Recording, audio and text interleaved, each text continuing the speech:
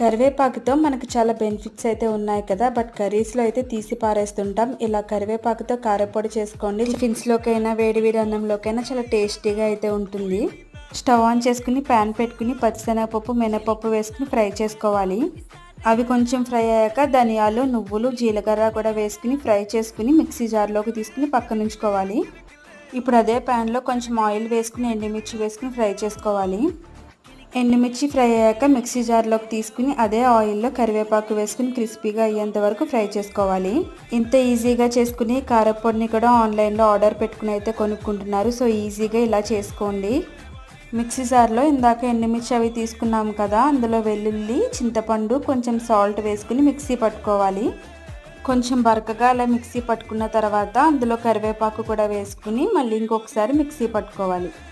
అంతేనండి, ఎన్నో health benefits ఉన్న కరివేపాకు కారపొడి అయితే రెడీ అయిపోయింది.